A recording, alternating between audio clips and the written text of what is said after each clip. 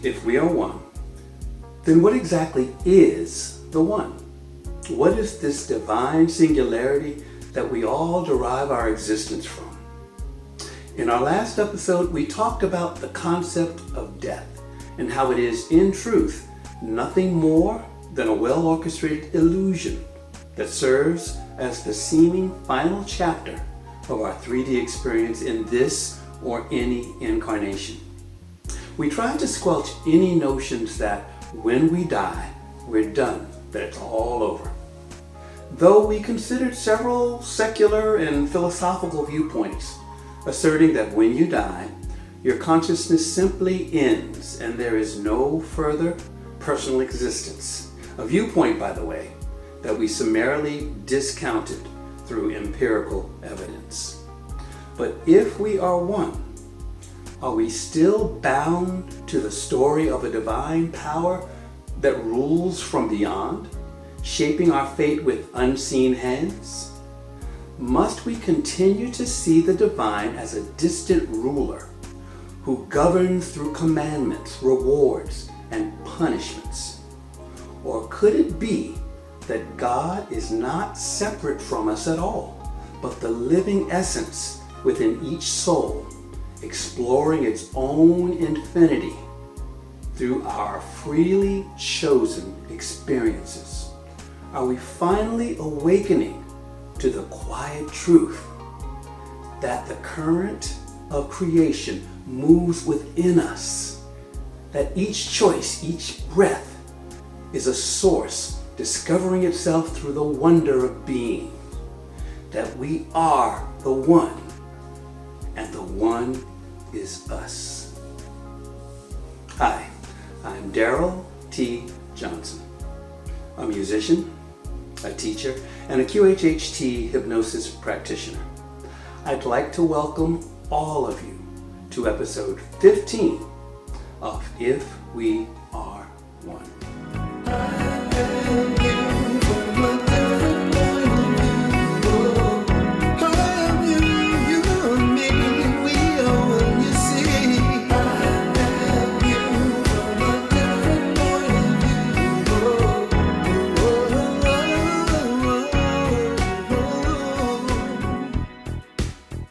Hello everyone, it's great to be back with you. In this episode, I want to talk about something that to some may seem quite mysterious and dates back to ancient times. It's called the monad. What is the monad? Well, it is considered, going back to ancient philosophical origins, the primordial oneness of all that is. The term monad itself comes from the Greek monas, meaning unit or the one. And in philosophy, it came to mean the ultimate indivisible principle from which multiplicity derives. In Gnostic systems, this term is adopted for the supreme, indescribable source above all gods and powers, from which the divine realm, the pleroma, and its aeons emanate. The Greek term derives from monos, alone or single, and was actually used initially for an arithmetic unit and later the basic indivisible principle of reality.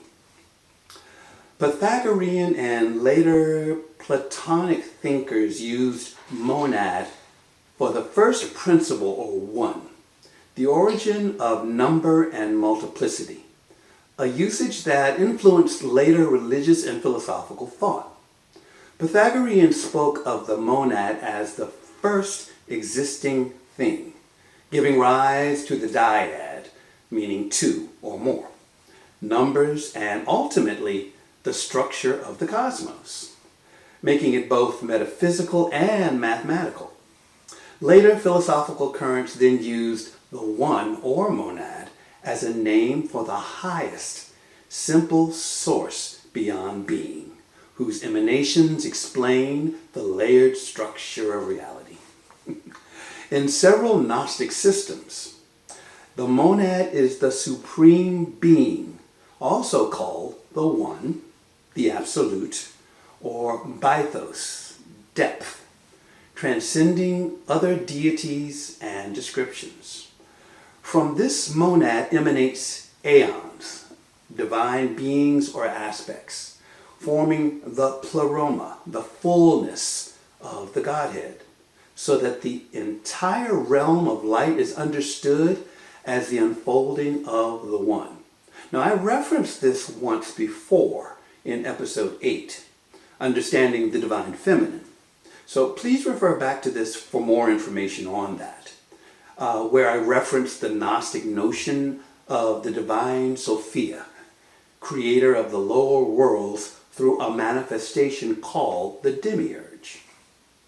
Now, there are other traditions that reflect similar perspectives. Advaita Vedanta speaks of Brahman as the non-dual absolute, with the apparent duality of self and world arising through Maya or illusion, very close in spirit to monad, absolute, and dyad, appearance of duality. Sufi metaphysics describes the One, Tawhid, manifesting its name and qualities as a world of pairs, mercy and rigor, hidden and manifest, yet all remain faces of the single reality.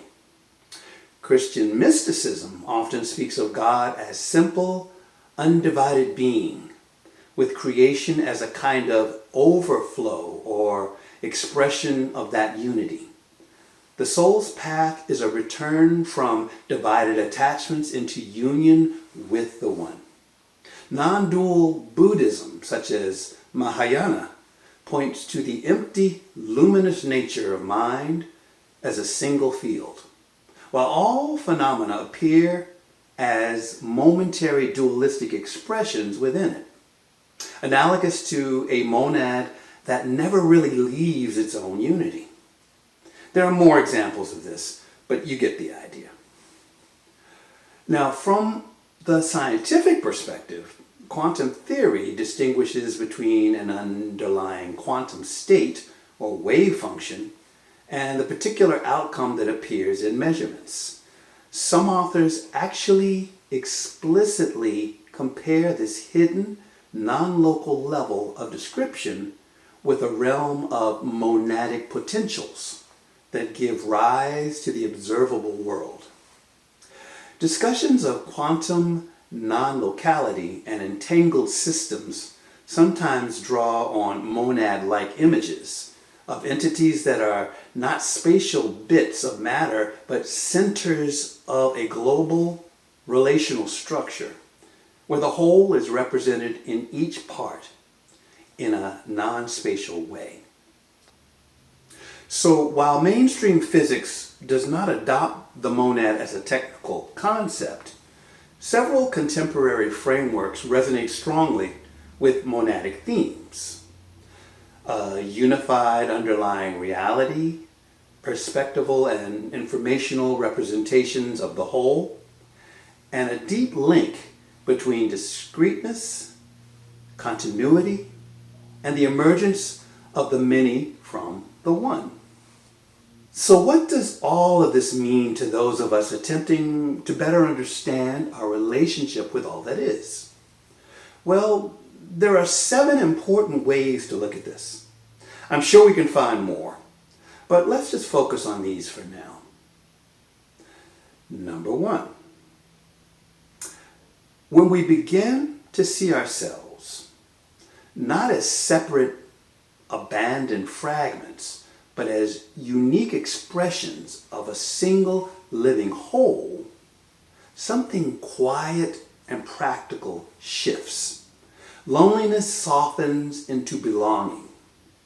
The conflicts and comparisons that define so much of modern life loosens its grip, because we are no longer measuring ourselves against others, so much as recognizing different faces, different facets or points of view of the same underlying life. The practical payoff is less existential loneliness, more compassion and patience with ourselves and others. and a sense of I'm not separate from life. I am life, appearing here as me. Number 2, through the lens of the monad, our struggles stop being proof that life is against us and become part of a larger unfolding intelligence. This does not erase pain, but it allows us to meet it with a new question. How is life growing through me now? Instead of feeling like victims of a hostile universe, we recognize ourselves as participants in an ongoing act of learning and discovery. The practical payoff here is more resilience and meaning in difficulty, and a shift from why me to what is emerging through me. What is the lesson here that I need to learn? Number 3, if each of us is a divine spark of the one, then our choices are not insignificant private events. They are the way the whole manifests its own possibilities into form. Every act of kindness, every honest decision, every moment we choose awareness over habit becomes a subtle returning of the larger field we all share. The practical payoff here is a greater sense of responsibility without crushing guilt, and everyday actions feeling spiritually significant, not trivial. Number 4, in a monadic universe, our deepest intuitions and moments of clarity are not random sparks in an empty sky. They are the echo of the same underlying awareness that shapes galaxies and germinates seeds. Learning to listen inwardly is not an escape from the world, but a way of aligning our small personal will with the wider current of being that moves through all things. The practical payoff here is that it validates meditation, contemplation, and inner listening. It also helps you to trust your own inner sense rather than only external authority. I would add here that high-pitched ringing in your head may be the monad calling you home. More on that in future episodes. Number 5, ethics. Seen through the monad are no longer a list of commands imposed from outside, but a natural consequence of shared being. To harm another is quite literally to damage the field to which we ourselves belong. To act with care and integrity is the act in harmony with our own deeper nature. The practical payoff here is a grounded, inner-rooted basis for compassion and moral action, less fear-based spirituality and belief, and more love-based responsibility. Number 6, for many of you, the world has been split in two, a cold, mechanical universe described by science and a warm, fragile world of being and spirit. The monadic view offers a way to heal this divide. It allows us to imagine a universe that is lawful and measurable, yet also alive with depth and substance, soul and spirit, a single field of being that appears as matter, mind, and mystery all at once. The practical payoff here is that it reduces cognitive dissonance between rational inquiry and spiritual sense. It also gives you permission to be both intellectually honest and spiritually open. And finally, number 7. Why does any of this matter to a life lived in traffic, deadlines, heartbreak, and hope? Because the way we imagine reality quietly shapes every choice we make. If we see ourselves as accidents in a dead universe, our suffering feels pointless and our joy precarious. If we see ourselves as subjects of a distant ruler, we may live in fear and judgment or in quiet resentment of our fate. But if we begin to recognize ourselves as expressions of a living one, as luminous points of a single conscious field, then a different possibility opens. Our pain becomes part of a larger story of unfolding awareness. Our choices become instruments through which the whole learns and loves.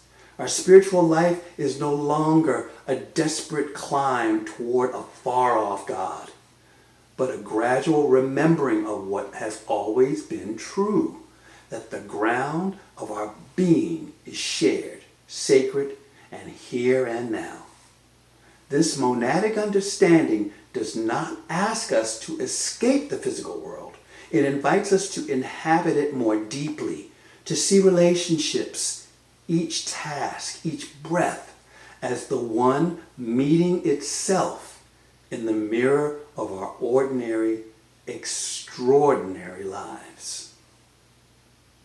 This is how we can apply the concepts of the monad to our everyday life. People can use the monad as a lived attitude, seeing themselves as a unique center that reflects the whole, while recognizing that everyone and everything else is also such a center, that we are the one from different perspectives, from different points of view. It is important here to treat your inner life, thoughts, feelings, memories, as rich microcosms that deserve patient attention, journaling if need be, and reflection instead of something to ignore or drown in noise. When you notice a strong reaction, anger, fear, excitement, ask, what is this showing me about my whole world right now? This turns each experience into a window of your wider beliefs and patterns, as if your monad is mirroring a whole universe of meaning. See each person as a self-contained center of experience whose world is as vivid and complex as yours. This can soften judgment and increase genuine curiosity in conversations. In conflict, practice asking open questions. How does this look from where you stand? And summarize the other person's view back to them. This honors their monadic perspective instead of treating them as an obstacle. In a busy, fragmented day, look for the underlying pattern or intention that unifies your actions, such as learning, care, or creativity. So the many tasks feel like expressions of one coherent life rather than disconnected fragments. This one is important. When consuming information online, remember that your feeds are just one slice of a larger reality.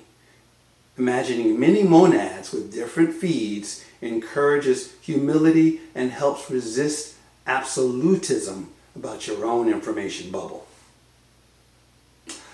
Adopt the idea that you fully control your inner stance, but not the external world. Similar to a monad that expresses the universe from within, but does not directly push it around. This supports responsibility without perfectionism. Remember, we're all doing the best we can with what we know now.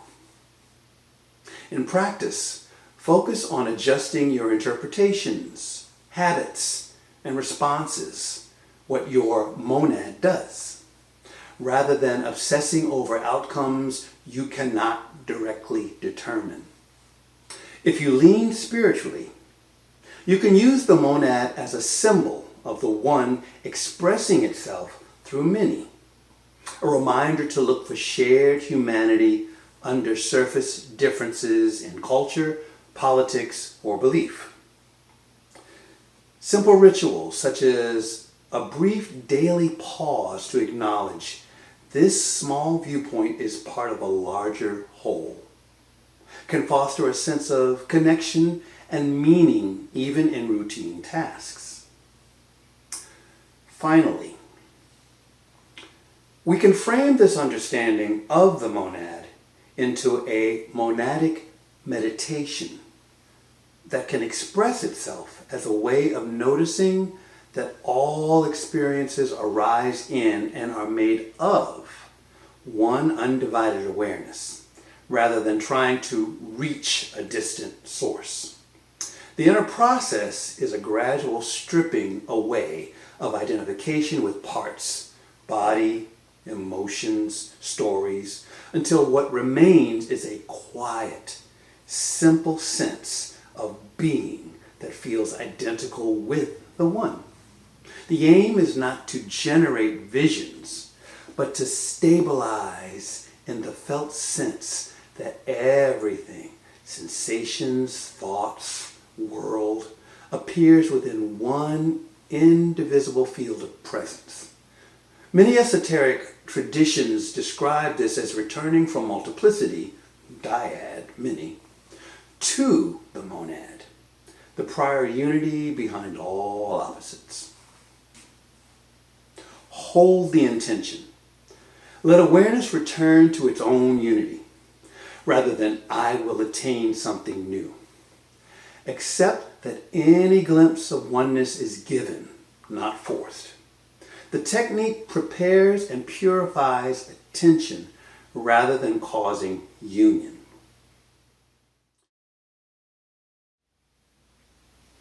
Now here's a step-by-step monadic meditation. Sit comfortable, spine naturally upright, eyes closed or soft. Breathe slowly. Exhaling a little longer than inhaling until the body feels steady and relaxed.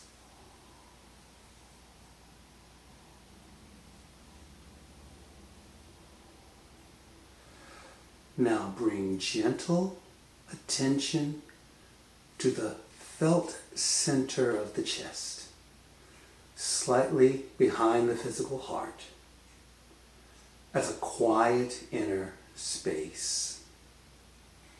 Imagine a small, clear or golden point of light there. Utterly simple, not yet divided into inner and outer. Silently use a phrase such as only one or I am, or a mantra meaningful to you. With each repetition, feel that this point of light is not inside a body, but is the same one in which body and world appear. Let sensations, sounds, emotions, and thoughts arise. Each time something appears, notice. It appears in the same awareness as the heart center light and is made of that awareness, like a ray from a sun. Now notice the tendency to feel like a small observer looking at experience. Each time this is seen, gently sense that the observer and the observed are both movements in one field, the monad, and rest as that field rather than as a point inside of it. When attention becomes quietly stable, drop all phrases, images, and efforts. Abide for some minutes as simple aware presence. No need to hold a center or visualize anything. Just a sense of unbroken being.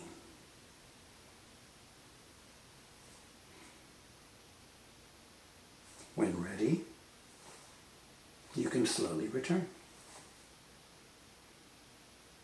The inner process toward monadic oneness can be described in stages. These are not rigid, and practice may move back and forth between them. At first, awareness is strongly identified with body, emotions, and personal story.